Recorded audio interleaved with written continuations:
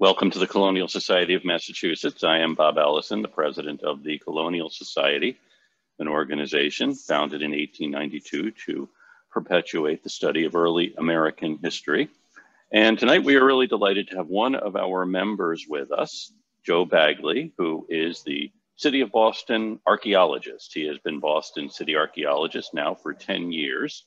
He received the John L. Cotter Award from the Society of Historical Archaeology for his first book, which was The History of Boston in 50 Artifacts, a terrific book, which I highly recommend. And he received his undergraduate education at Boston University. He studied archaeology, and he received a master's in historical archaeology at the University of Massachusetts at Boston. He is an archaeologist. He specializes in Native American archaeology. He's done archaeological digs between Maine and Florida. But he also, of course, as Boston's archaeologist, does all kinds of projects in the city. He is a member of the Boston Landmarks Commission in his official capacity. In fact, he works for the city's environmental department. That's where the archaeologist is housed. And he's here to talk about his latest book, Boston's Oldest Buildings and Where to Find Them. A terrific book looking at historic buildings I certainly didn't know about. If you have questions, which he'll hope to answer at the end, please put them into the chat or the question and answer, and I'll convey them to Mr. Bagley. And with that, I will turn it over to him. Please welcome Joe Bagley. Thank you for joining us. Joe. Thanks, Bob. Thanks so much. And thanks, Mary, for organizing this event. I'm really happy to give this talk tonight. I think this is my first talk for the Colonial Society, and it's a great honor as a member to be here tonight to talk to y'all. And thank you for coming on such a beautiful night to spend some time together to talk about the oldest buildings in Boston. I'll be back shortly with my video. I'm just going to get my share up and running. There we go. Am I back now? I'm back. Great. And okay, so here we go. So, yes, this is my second book. Very pleased to have it out and released, and I was able to see it recently in a bookstore for the first time. It's been very different this time around for the book tour to be doing almost exclusively online, but I was able to get to actually see the book in print in person on a shelf recently, and that was really fun. So if you get out to a bookstore today, the book is available. It's a survey of the 50 buildings that make the top 50 oldest buildings in the city. And it's meant to be an inclusive survey of the entire neighborhood. And I'll talk a little bit more about that in a second. I wanted to start first by thanking Brandeis University, the publisher for the book, especially Sue Raymond, the president, and the great team, and my beta readers, Jennifer, Jean, and Lori, who read a much longer version of this book that actually existed before publishing. I went a little over my word count when I turned it in, my manuscript. But most importantly, I owe them for a truly spectacular looking book. The print of the book, the quality of the printing just really came out beautiful. And I have many, many organizations to thank for incredible photos of the city going back to the mid-19th century, and then many artists before that. I was also very pleased to have a chance early last year to get out in February to take all the main photographs of the buildings in the book. So most of the recent photographs of the buildings are all photos I took, believe it or not, with my iPhone. Anyway, the book came out fantastic. I hope you get a chance to see it in print and hold it and browse it. It's a nice looking thing, and I don't take any credit for that because the publishers really did that. And also I recommend them if anybody's interested in publishing as well. So I have three main goals in the book itself. And the first is to really celebrate the stories of these buildings and to tell a story. I'm an archaeologist. I'm not an architectural historian, although I am a preservationist. But fundamentally what I do in archaeology, my goal in archaeology is to tell a good story about the past. And so much of what I have to do before I do my digs is to do extensive research on these buildings, who owned them, who lived in them, what's the story of these places. Not so much the architecture of the building, but really the story of the place.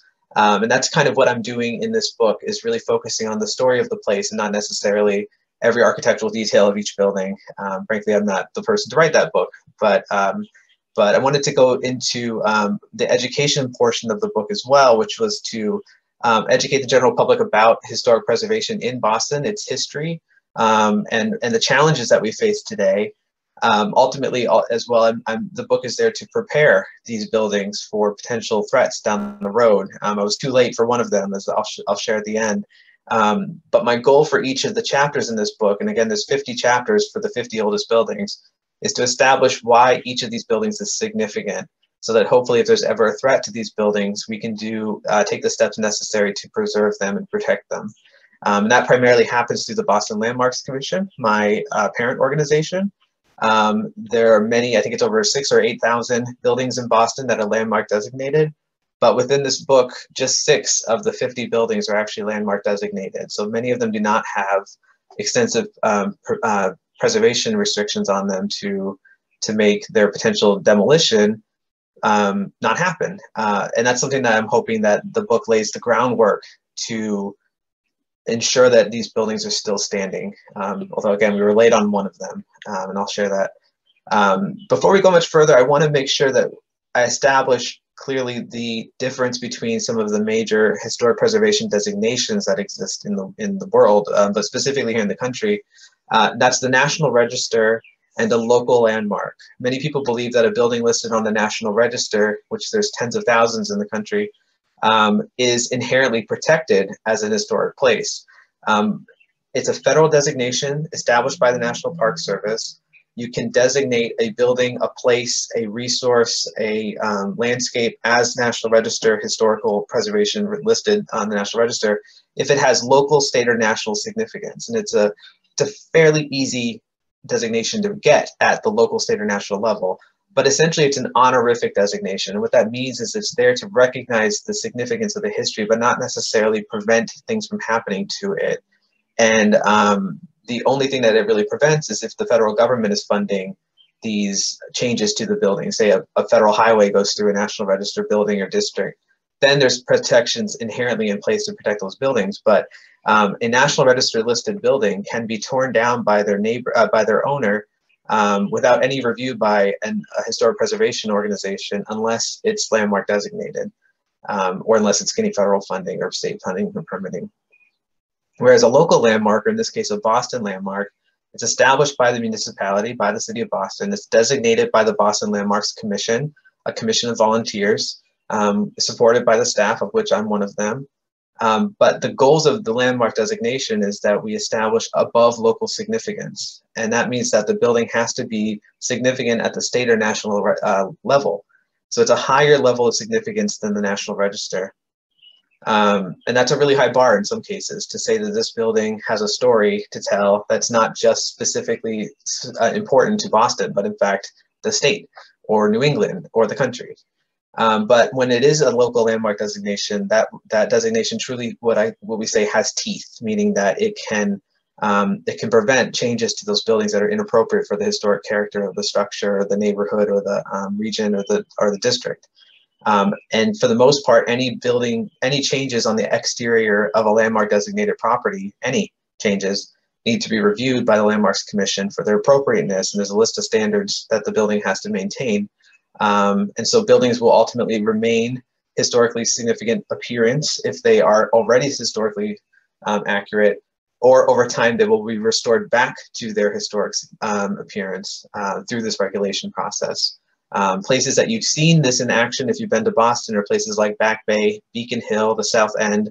Those are all landmark designated districts where you can really see the preservation in action for how these buildings are maintained.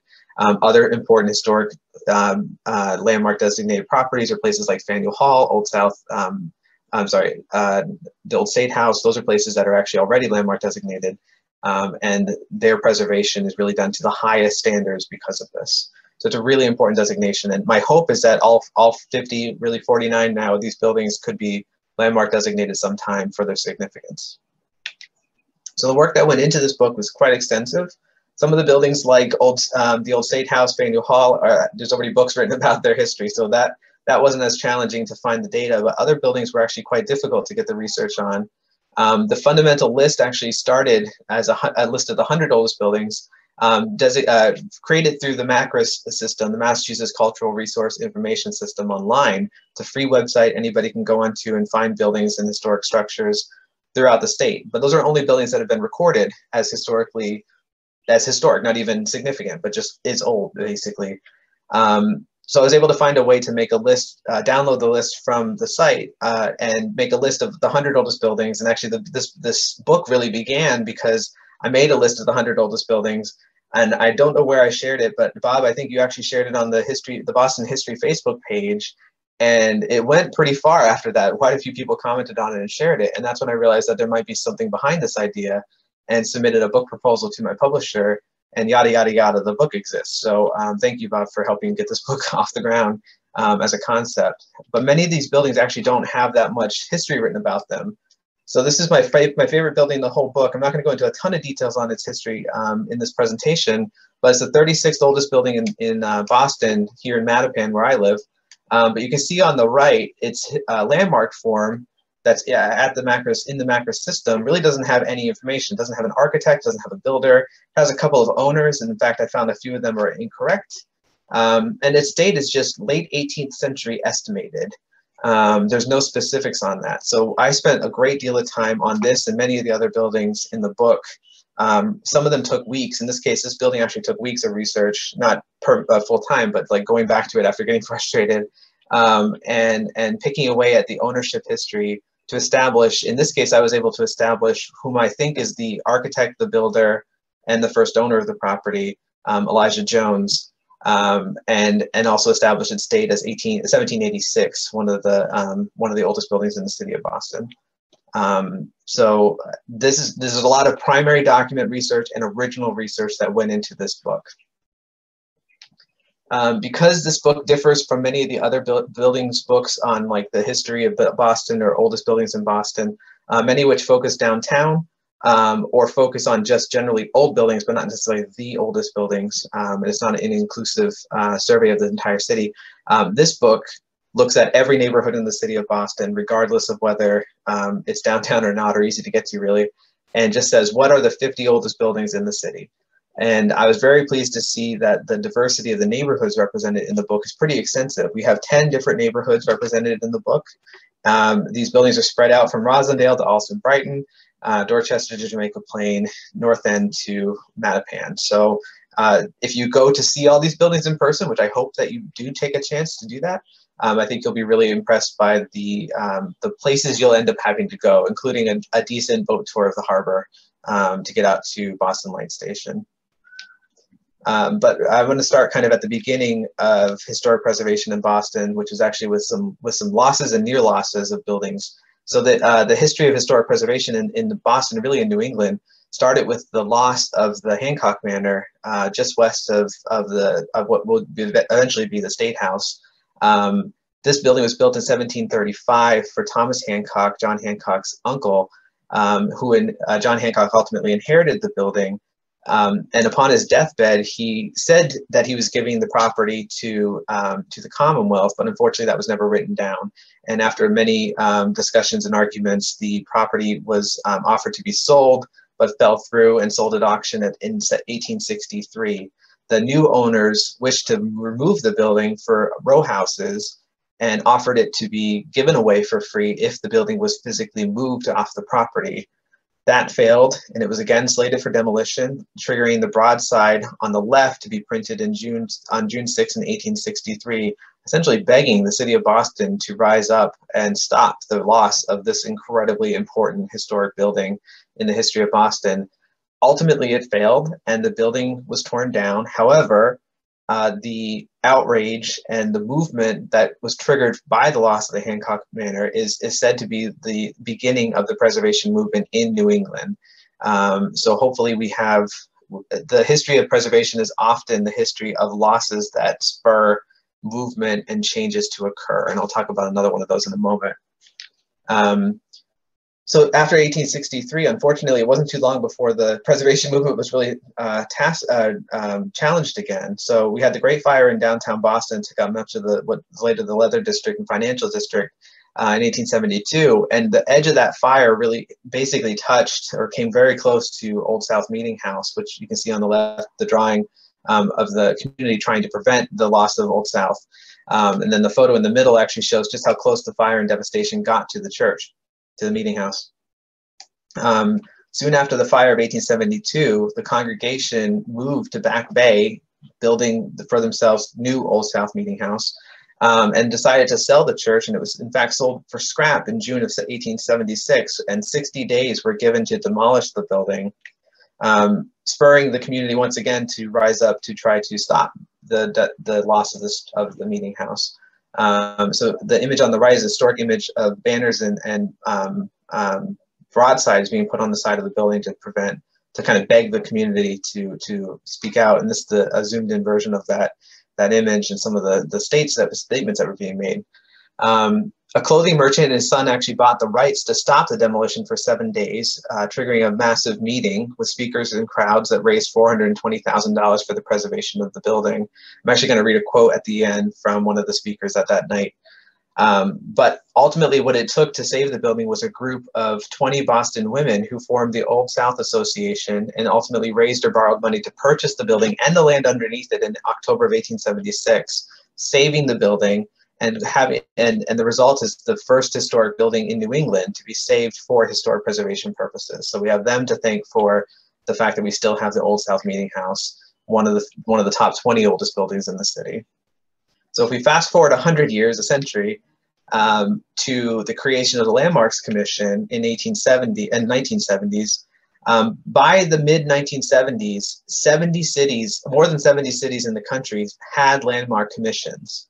In fact, I think that was a number from the 1940s, so it was even larger by the 1970s.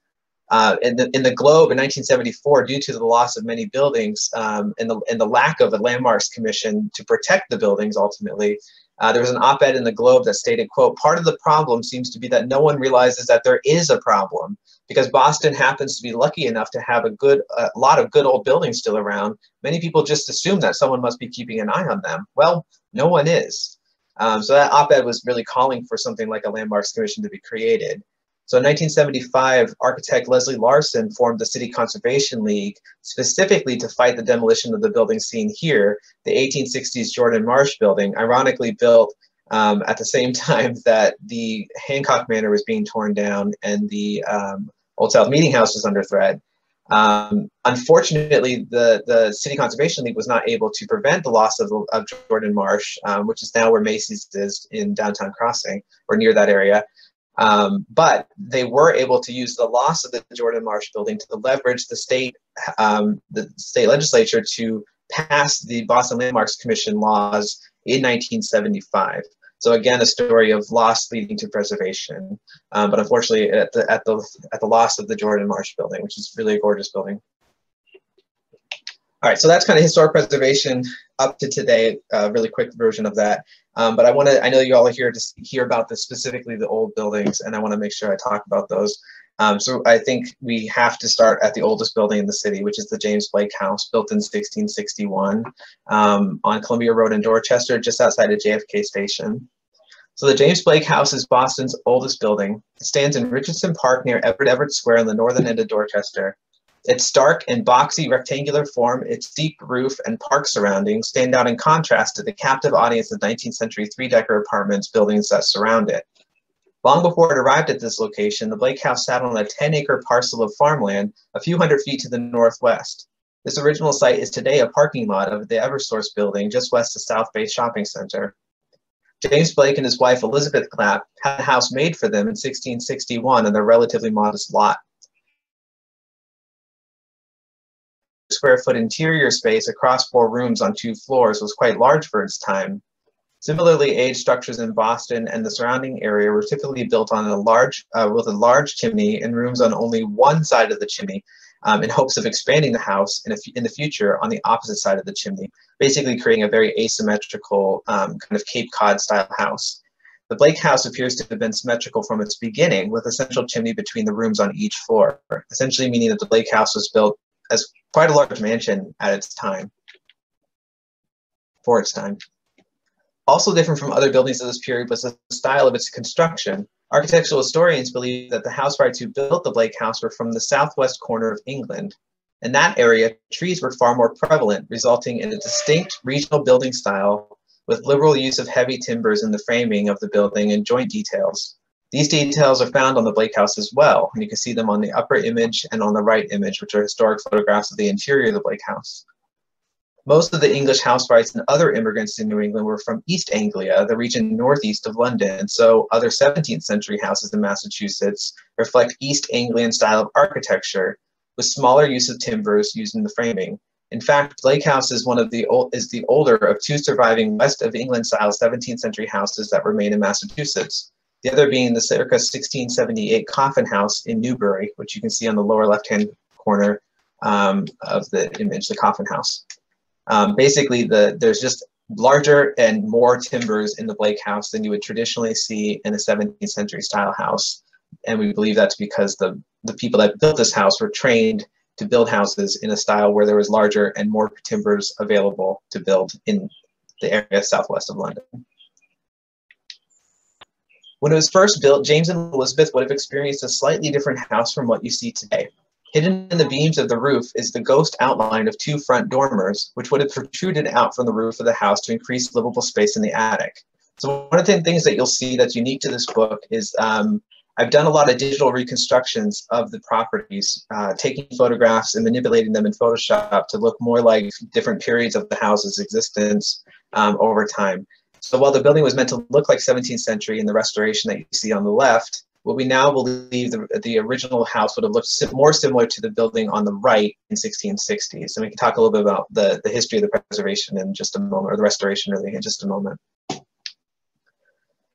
This is a photo of the Blake House prior to its move and its restoration. So over the centuries, the house stood on its original location. It received numerous additions.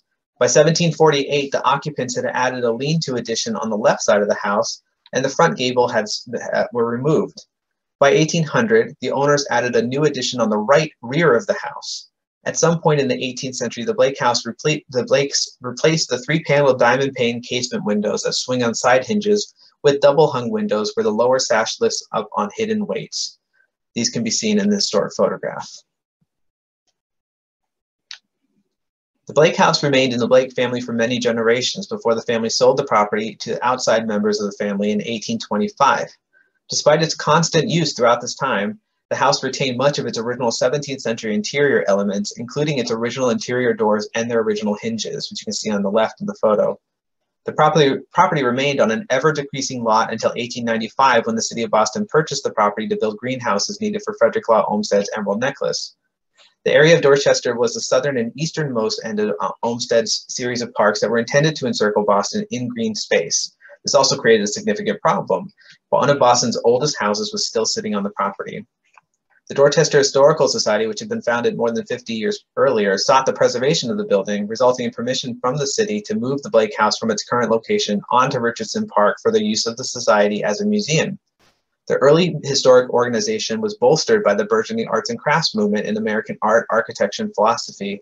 At the end of the 19th century, the movement, inspired by guild trade systems of the Middle Ages, created a new celebration for craftsmanship, handmade products, human labor, and various other aspects of production that were rapidly disappearing or being replaced by mechanical mass production during the Industrial Revolution. This movement may be co-credited with the saving of the Blake House, as its nearly medieval age and its craftsmanship, coupled with fairly large population of enthusiasts for historic buildings in Dorchester, resulted in the city setting aside a portion of land within Richardson Park for the house. The park itself was the location of Dorchester's 17th century town common, a small pond, and the former First Church on its far eastern edge. It made an appropriate 17th century landscape in which to place one of Boston's few remaining 17th century houses. In order to prepare the house for moving, several modifications were made to the house and its future home. First, the small pond in Richardson Park was filled with rubbish from nearby residents in order to create a smooth, flat place for the house to traverse to its new home. Second, the later 18th and 19th century additions, which you just saw in the previous photo, were removed from the Blake House as they were not from the 17th century. By the winter of 1895, the house was ready to be moved. The local Dorchester Beacon newspaper stated on December 7, 1895, that the new foundations in Richardson Park were completed, and workers were preparing the landscape of the park for the arrival of the house. Though the newspaper does not specifically mention the moving of the house, a relatively commonplace event throughout the 18th and 19th centuries, still boggles my mind though that people didn't mention a house going down the street in the newspapers. A January 18th, 1896 article states that there was a meeting held in the Blake House in its new location in Richardson Park, providing a 6-week window for the date of the move of the Blake House. The timing of this move was pre-planned. The winter conditions would have frozen the ground, making them more durable for the move and considerable weight of the building. Once the house was lifted off of its foundation, a sled-like structure would have been built under the building and the house lowered onto the sled and pulled by oxen or horses down the street on log rollers. Standing in front of the house today at the intersection of Pond and Cottage Street, you can imagine the house, this is the view of that angle. You can imagine the house traveling down the street from Massachusetts Avenue, taking the slight bend at Pond Street and slowly maneuvering itself into its new home, aided by dozens of animals and Dorchester residents. Once the Blake House arrived, it underwent a full restoration. As will be seen throughout this book, restorations are all products of their time. Therefore, the 1895 restoration of the Blake House was an arts and crafts interpretation of what a 17th century house restoration should look like. Some of these decisions included the removal of the double hung windows and the shrinking of them to case windows with side hinges. These current windows are likely smaller in size and number than the original 17th century 3-panel windows that are now believed to have once been there when the house was originally built. The window glass of the 17th century was typically diamond paned, as are shown in the image on the right, and held together with leads, which these are also leaded windows. The 1890 restorers chose to use multicolored Dutch glass in each window pane, which was not accurate to the pale olive glass that would have been used in the 17th century. So basically, when you look through the windows, it's like the view in multicolors of Dorchester. Being one of the oldest house restorations of note in Boston, these efforts themselves have become part of the historic character of the house and notable parts of the early history of historic preservation and are therefore preserved. In 2007, the Dorchester Historical Society received a Massachusetts Preservation Projects Fund grant from the Mass Historical Commission to conduct a new restoration of the house. The decision was made to not attempt again a restoration back to the house's 1661 appearance, despite recent developments in methods and theory of historic preservation, but to restore the house to its 1895 appearance, because the restorations could be accurately guided by many photographs of the house from multiple angles taken soon after it was moved to the park and restored.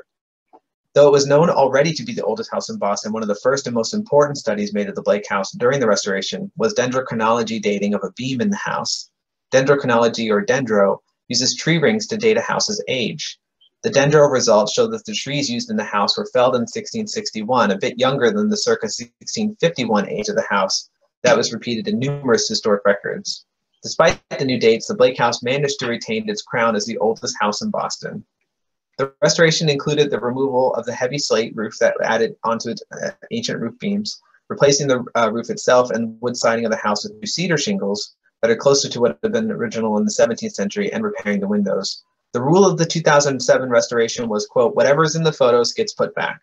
This can be most notably seen with a small rectangular trim board between the two front facade windows right of center along the roof line. Some of the reference photos used for the restoration show this rather incongruous piece of wood in the trim of the roof line, but nobody to this day knows what its function or purpose was. So on the right is a historic photograph showing the piece of wood. Even though it was no longer there in 2007, it was in the historic photos, so back up it went. On the left, you can see the little piece of trim has been restored back to its original location in 1900. Since its move in 1895, the first time that his house was moved in New England for historic preservation, the Blake House has been the oldest of 3 houses proudly owned by the Dorchester Historical Society. In the 1970s, it was listed on the National Register and became one of the first individually landmark designated properties in Boston in recognition of its national significance as a surviving 17th century house due to the rarity of its architectural construction and techniques. Today, it is lived in year-round by a live-in caretaker who offers free tours of the house once a month.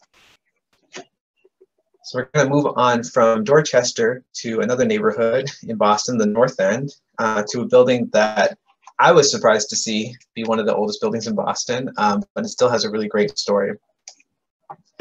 So this is the 11th oldest building in Boston, the Kimball Cheever House, which I've dated to approximately 1716. It's located on Tileston Street at the corner of Tileston and Unity. So when Ebenezer Clough purchased land in the area on a bit of a speculation buying spree in 1708 and 1711. This is the area just behind the Old North Church. He laid out the street that would become Unity Court and began building brick houses upon it, including his own, which is the 6th oldest building in the city, coincidentally. In 1716, it appears that Clough ran out of steam and decided to sell one of his undeveloped parcels at the corner of Tileston Street, then called Love's Lane, and Unity Court, to Ebenezer Kimball, like Clough, a bricklayer, and Kimball's brother, Jonathan. Ebenezer Kimball extended the partial row of brick row houses built by Clough to Unity Street on Unity Street to the corner, building the house that partially remains today. So this is where things get a little complicated. When the house was first built, it was built as a 2-story building, 2.5-story building, with a very distinct brick belt course. And on the image on the right, you can still see the brick belt course located between the 1st and the 2nd stories of the building, but that's about where the 18th century appearance of the building ends. So the image on the left is the neighboring property called the Parker Emery House, which is the 2.5-story building in the middle, with the Kemble Cheever House actually located just to the left of the Parker Emery House, somewhat in the faded background image. The reason why I'm showing you the Parker Emery House is that throughout the 18th century, the Kemble Cheever House was referred to in deeds as the south half of a double house. And what that means is that we should actually imagine that this building that you see on the right would have originally looked like the mirror image of the building that you see on the left. And they're actually always referred to as having entrances on the side of their houses, and I like to call them sideways houses. So basically the main street facade that you see walking down the street is actually the edge of the building, with the entrance of the building located down a hall or an alleyway to enter into the building. In this case, the main entrance would have been on Tileston Street, though Tileston today, the facade of Tileston Street lacks any of its 18th century components. But this at least gives you an idea of what the building approximately would have looked like originally. It's undergone a significant changes. So the Kemble Cheever House property passed to Jonathan Kimball, Kimball's brother, alone, and remained in his possession until it was sold in 1741. In 1747, it was purchased by Joshua Cheever. Cheever, a wealthy and powerful Bostonian, was 60 years old when he and his wife Sarah moved into the house. Cheever was a Boston selectman and commander of the ancient and honorable artillery company. He died in 1751, leaving a massive estate of nearly 50,000 pounds, more than $2 million in today's money. Cheever left most of his estate to his wife, but stated that Sarah's son from her first marriage, David Jenkins, was to receive the estate after his mother's death. Like many wealthy families in Boston prior to the 1780s, the Cheevers were also enslavers. We know of 2 enslaved Africans who resided at 43 Tileston Street. Marriage records from Boston in the 1740s indicate that Jack, an enslaved servant of Joshua Cheever's, married first Flora, an enslaved servant of Captain Jonathan Snelling in 1741, and then Jenny, an enslaved servant of the Reverend Joshua Gee of Boston Second Church in 1743. We believe his first wife passed away. Via the directions in Cheever's will, after his death, Jack was released from his enslavement and given 40 ounces of silver to start his new life. However, Cheever also gave Spencer, an enslaved boy, to his wife Sarah, quote, to be at her disposal forever. During the late 19th century, a 4th floor was added to the house, which was heavily rebuilt, possibly after a fire. I tore through historic newspapers trying to find any account of a fire on Unity or Tileston Street and wasn't able to find any. But for some reason, it looks like above the 2nd story, there's a fairly ragged ending to the bricks, which you can actually see in the center photo. I've outlined them all in yellow where the transitions are, to new bricks above them. And it looks like it would have possibly been a collapse caused by a fire, I think. And we also lose the Tileston facade completely. So it seems like there was a pretty heavy demolition that happened at the same time. This leaves only a small portion of the original 1st and 2nd floor brickwork, which you can see in the center image. Today, what remains of the original house is the 1st and 2nd partial floor of the facade facing Unity Street. The bold belt course and English brick bonds with their alternating long, short patterns change abruptly near the top of the 2nd floor windows. You can also see infilling along the windows and what appears to have been a door outlined in green in my image, most notably on the 1st floor, which now has dramatically smaller windows than it once did. The corner of the building shows the change from English to running bond bricks, which continues around the corner to the end of the property, and newer bricks appear along the Tileston Street facade. Though the building has been altered almost beyond recognition, it still represents an extremely heavy modification made to some old buildings to suit the changing needs of their owners and their neighborhoods. Despite these modifications, the city block outlined by Tileston, Charter, and Salem streets contained one of Boston's densest concentrations of brick structures from the early 18th century. Most of the North End is today a pending Boston Landmark District, but the Kimball Cheever House is not listed on the National Register or Boston Landmark at the moment. I'm going to jump back down to Dorchester to a fun little building that had a lot of ties that I wasn't expecting. This building did not have a name. I ended up naming it the Joseph Royal House based on its original first owner, that it was built around 1770. And it's the 29th oldest building in Boston on Washington Street. 1737, Isaac Royal purchased 500 acres in Medford, Massachusetts, and set about expanding an earlier building that was on the property into a large family home and nearby housing for at least 27 enslaved men, women, and children that he brought with his family from Antigua. This house, now known as the Royal House and Slave Quarters, serves as one of the most significant house museums in New England, and it includes the only remaining slave quarters in the region and plays an important role in the increasing examination and uncovering of the story of slavery in the North. Isaac's children who survived him included Isaac Jr., who inherited his father's massive estate, and Penelope, who married Henry Vassall in 1742. After squandering both his and her inheritances, Henry Vassall died in 1769, leaving Penelope their large estate in Cambridge. Penelope and Isaac Jr.'s paternal cousin, also named Isaac, was born in Dorchester and had two sons. One of them, Robert, a housewright, helped build a third church in House Hill in 1743. Robert's son, Joseph Royal, also lived in Dorchester, but he appears, unfortunately for me, very infrequently in the historic records. Around 1770, Joseph Royal paid for the construction of this house that you see here in what is now on the corner of Washington and Ashmont Streets in the Ashmont neighborhood of Dorchester. At the time, this was open land on the east of the main road from Dorchester to Boston. There are no records in existence of Joseph buying or inheriting the land, so a more precise date for the construction of this house is not possible through the historic records that I was able to get to. And its general construction style is unfortunately the best evidence available for how to date the property.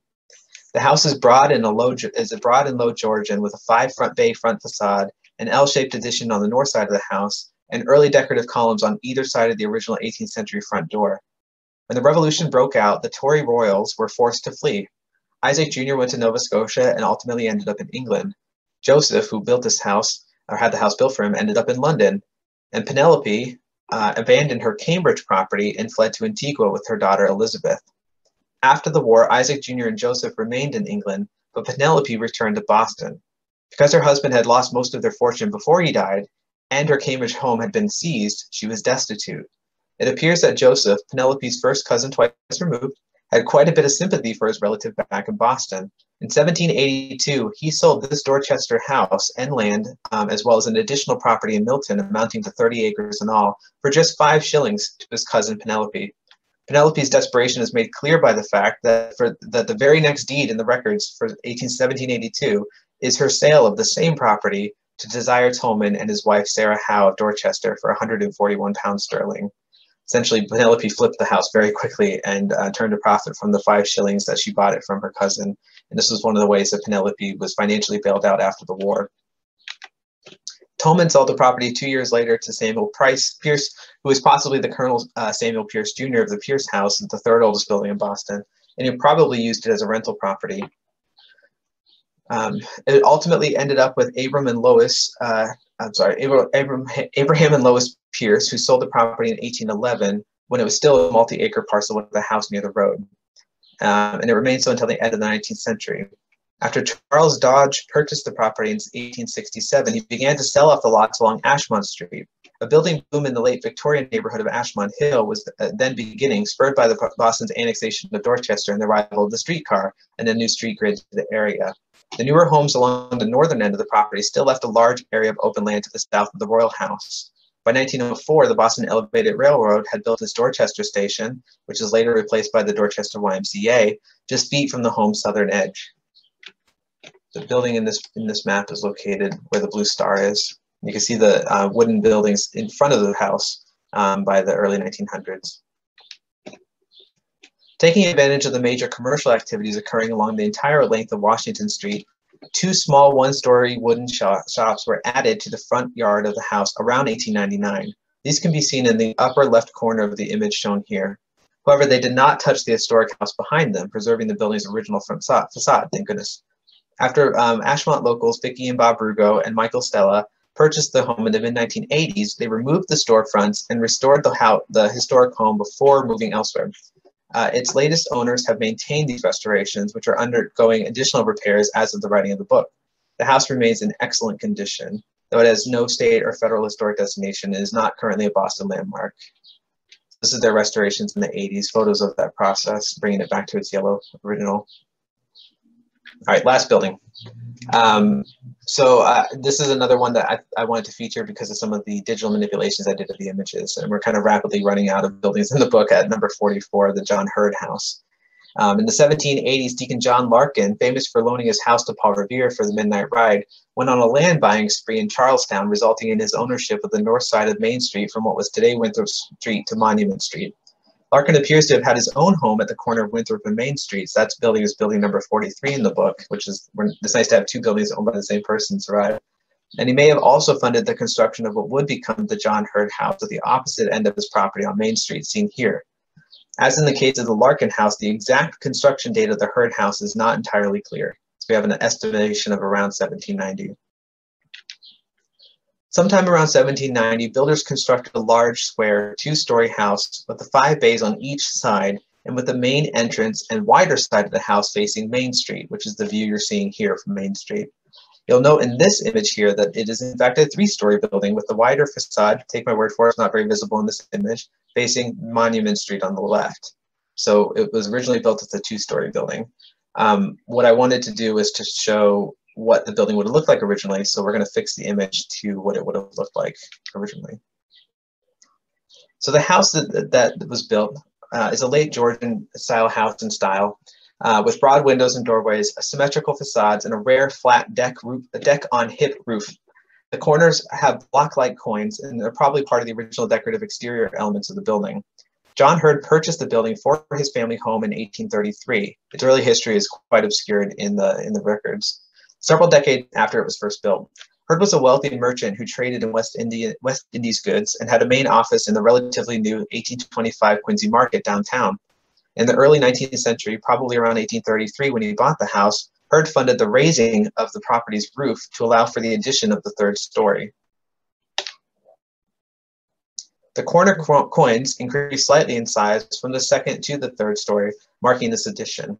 The Hurd House reached its literal turning point in 1868 with the construction of Monument Street, which is immediately next to the house. This required the house to be moved. The Hurd family chose, instead of moving, to rotate the house 90 degrees clockwise and to move it 8 feet closer to the Larkin House, to the right of this image, to make room for the new street. At the same time, the Hurd family moved out but retained ownership of the house, converting it into commercial space and apartments. To accommodate the rotation and the new function of the house, the Hurds filled the original front entrance with 2 flanking windows, filled the front entrance and 2 flanking windows, all of which were now facing Monument Street. The first floor living space was converted into multiple commercial spaces, and there was a small addition at the rear of the property. The parlors and kitchen spaces were gutted, a process that included removing most of the interior walls and replacing structural components with iron supports. The upper floors were split into 2 apartments, and the floors on the 1st story were lowered 16 inches to make more room in the 1st floor commercial space. During a recent renovation, evidence of this lowering was found, including open mortises and sawed-off tenons along the frame of the house from the lowered floor beams. John Rand moved into the building selling furs, hats, trunks, and furnishings out of 71 Main Street, the storefront closest to the street corner, now where it says Donovan and Fallon, while living above the shop. He occupied the space from around the time of this 1868 conversion of the property to around 1885.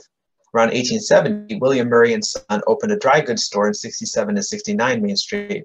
Like Rand, the Murrays remained in the property for many years, and they eventually bought the Hurd House in 1879 from Hurd's children. In 1922 or 23, Donovan and Fallon pharmacists purchased the house from the Murrays. By then, there were 3 separate apartments above the 1st floor commercial spaces. Around 1923, Donovan and Fallon renovated the commercial space at the corner of Monument and Main Streets, adding the decorative stained glass nameplate over the plate glass storefront windows and the green marble cladding to the windows bases. These are all still visible today, as you can see.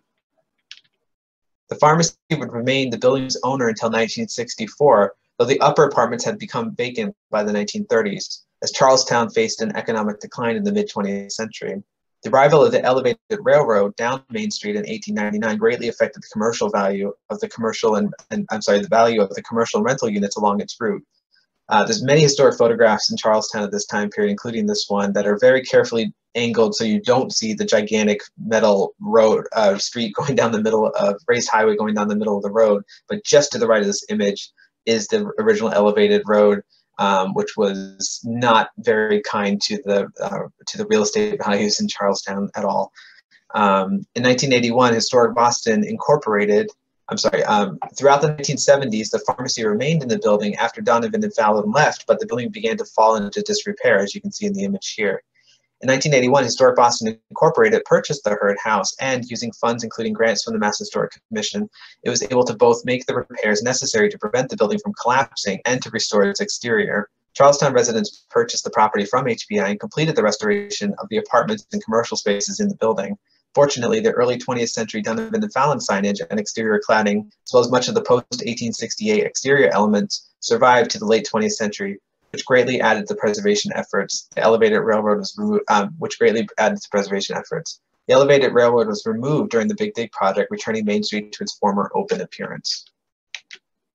The John Hurd House is listed on the National Register, but it is not a Boston landmark. It is well restored and maintained exterior, attracts commercial and residential spaces to the streetscape along the Main Street. The building currently houses a cafe and popular restaurant. All right, so we're gonna end the main line stories of the buildings on a high note, and unfortunately the presentation on a bit of a low note. One of the things that I didn't realize had happened before I published the book was that one of the buildings had gotten through the majority of the landmark demolition process. And that's the 41st oldest building in the book, Calvin Bird House, built around 1790, around the same time as John Hurd House. I'm not going to go into much of the history because, frankly, it's actually a really hard building to do the historical data research on. I didn't actually have much of a story to tell about this place, and that coupled with the fact that no way two ways around it, it's one of the least attractive buildings in the book, was going to make it one of the hardest ones to ultimately preserve because so much of it has been drastically modified over time. This property has 2 addresses, and when my colleague who does all the landmark demolition reviews saw the property and saw the address, unfortunately this did not get flagged about 3 years ago when it came up for demolition review, and so it was not flagged for preservation, and because it was listed under a different address, I didn't catch it during my research. And so after the book was published, having presented on it a few times, I had residents of Dorchester alert me to the fact that this development, the 734 Dudley Street, and about 2 weekends ago, the 41st oldest building in Boston, the 1790 Calvin Bird House, was demolished. It went through all of the legal requirements. There was nothing legally wrong with what they did, but unfortunately, this was one of the ones that fell through the cracks. And we weren't able to save it in time, and I didn't know it was under threat until it was too late. So hopefully this is one of the buildings that can help us move forward on getting landmark designation for some of the other buildings in the book that aren't landmark designated, because without this designation, then we're going to lose some of them, frankly. But what I'm hoping is that if the individual buildings are not able to be landmark designated on their own, they could potentially be a thematic district, which would mean in Massachusetts, there's a thematic National Register district, which is the first period houses, the buildings built in a certain time period. And it's possible that we could do a thematic district of the Landmarks Commission of the 50 oldest buildings in Boston, and get these buildings designated, since all the research has been done to do that, potentially at least, with a petition signed by the Landmarks Commission. All right, we're going to end with a quote. There was, as I talked earlier, a rally in the old South Meeting House in 1876 in June, almost exactly, wow, I don't know the math off the top of my head, but on June 14th, 1876, to prevent the demolition of Old South Meeting House. During that speech, Reverend William H. Murray stood before the crowd inside and gave a speech, impassioned speech, about historic preservation of the Old South Meeting House. And I thought that it really struck home to me some of the key ideas that historic preservation resonates for the city of Boston. So here's some a kind of redacted version of what he said, but here we go. What is it that makes Boston? Do your warehouses make Boston? Do your stores make Boston? Do your miles of wharfage make Boston? Do your white sails and your many ships make Boston? Are these the things that make Boston and are chiefly valuable to it? No. These warehouses, these ships, these mansions, these things of iron and wood and stone are only the body of Boston. They are only the iron nerves along which her interior unseen vital self communicates her will. They are only the flesh in which she is living. But Boston is that unseen something, that immortal, sublime, invisible spirit that is not in this building or that building, but which buildings suggest and advertise to the public. And here in this building, there is value beyond any material valuation, because here Boston has her unseen, invisible, loftiest self, suggested and expressed to the public.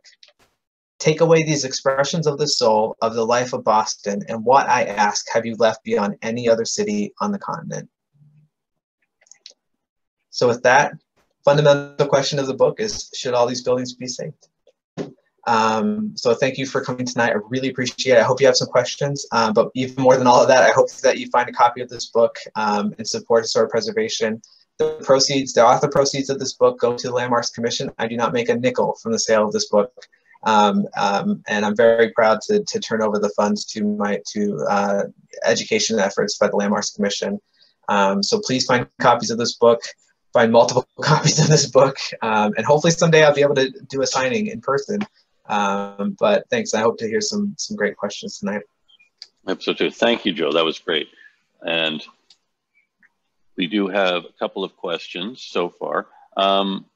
First one from John Bell about the Blake House, the one you started with, asking, and again, you did a lot of forensic work trying to figure out what happened when, and it's kind of a why question. Do you know why at the same time the owners were expanding the house, they also took away the gables and the attic?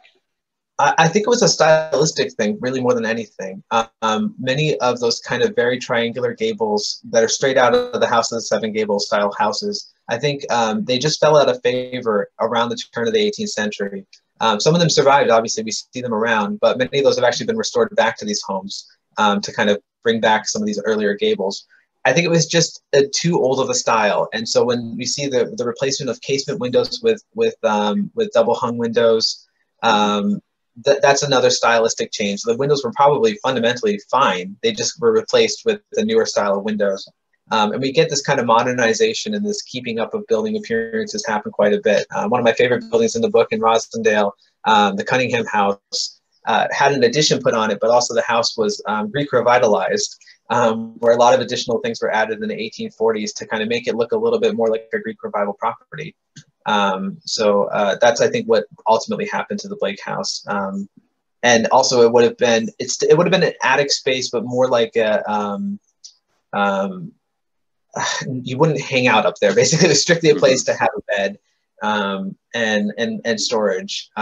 So you maintain that possibility to have a bed and storage on the attic roof while adding new structures to the side. And they had 10 acres to build in. Right. Okay. Thanks.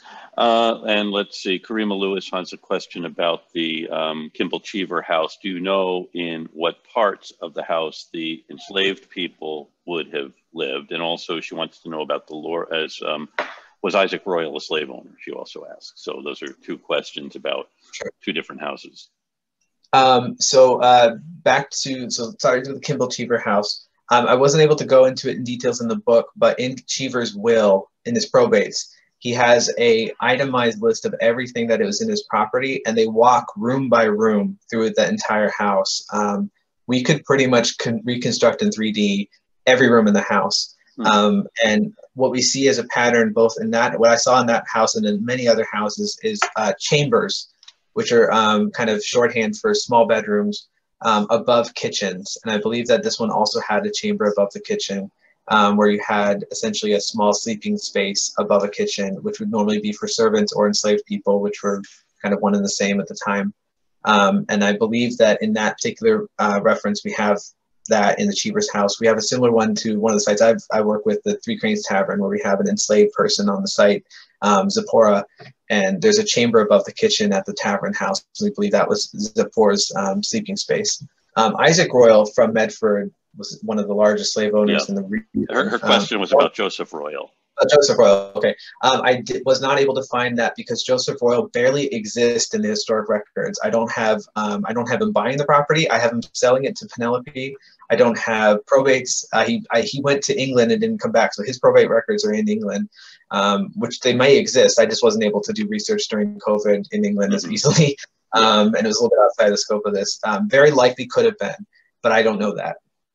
The Dorchester branch of the family for the Royals was a much quieter family compared to Isaac as far as wealth, scale of homes, that sort of thing.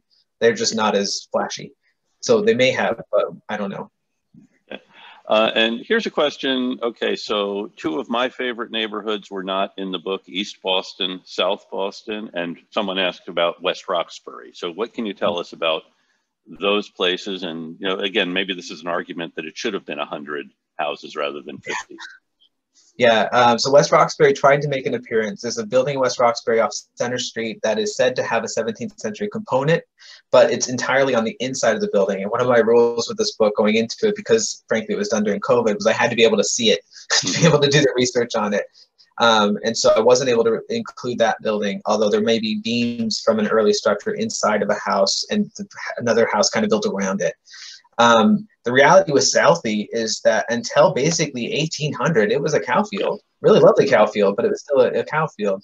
And East Boston had some really early houses in it, but a lot of them were taken down at later time periods. So it's the story of the preservation of these neighborhoods with the East Boston in the sense of East Boston, the story of a delayed development in West Roxbury because it really was the boonies.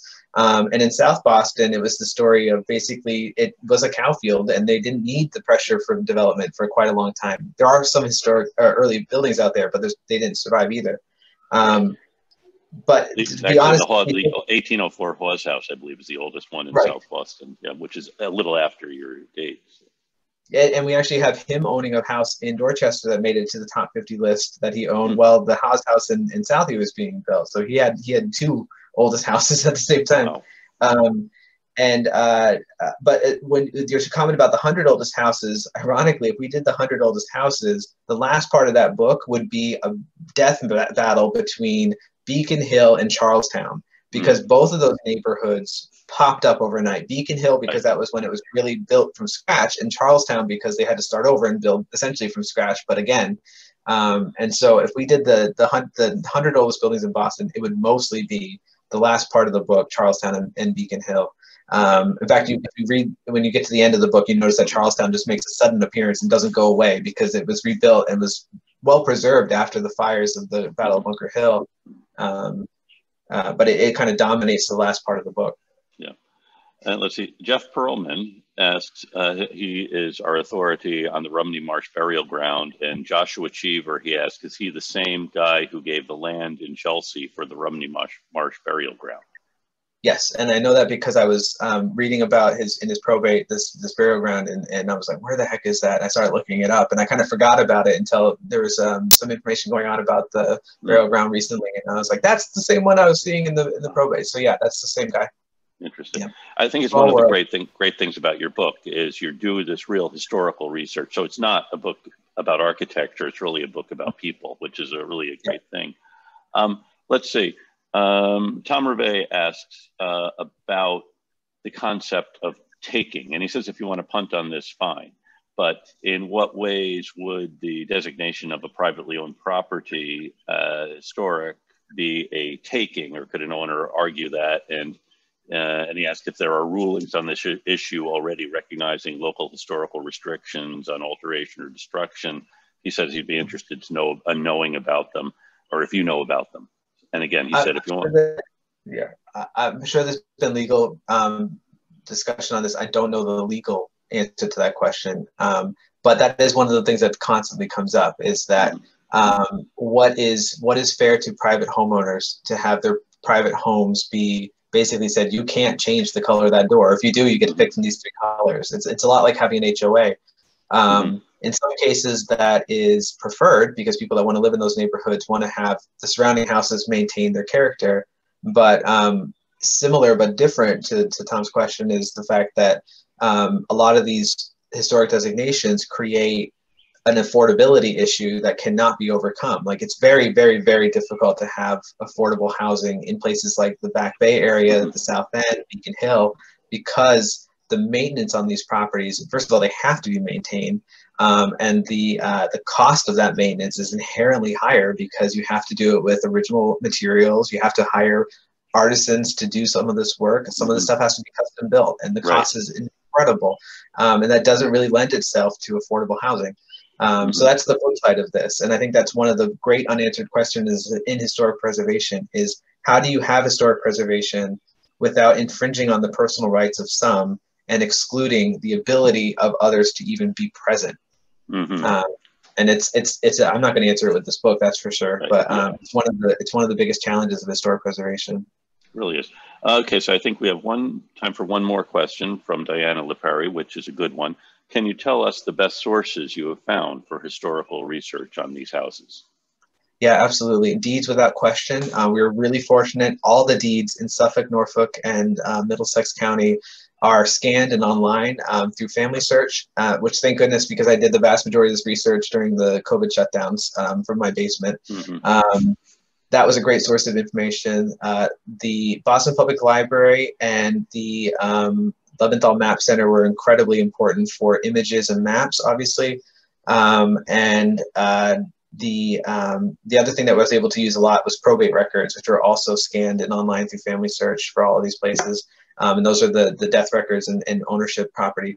Though, to be honest, if you're doing research that involves Middlesex County, which includes Charlestown and Alston and Brighton during the earlier phases, it's a real pain to do the deed research for those 2 counties. The way the deeds are organized, it's a bit of a nightmare. It's one of those things that, like, the data's there, but it's buried in 1,000 pages. So, but yeah, basically you can do the deed research on any building in Boston from any computer. And at least get the ownership history of a property, which is the bulk of it. And for me, what I was able to do is go from a property being purchased as undeveloped land, sold as a building standing on the property, as really kind of my bookends for a lot of the dates on these properties. And if there was a house right buying the property, that was pretty convenient to know, okay, well, the person that builds houses, buying a property and selling a house, probably built the house pretty soon after buying the property, I would assume. That's where a lot of my dates come from. Well, thank you, Joe. Thank you for the work you do as our city archaeologist, and thank you for the work you do in writing this book and your first book. I mean, you really are doing great work keeping history alive, so thank you.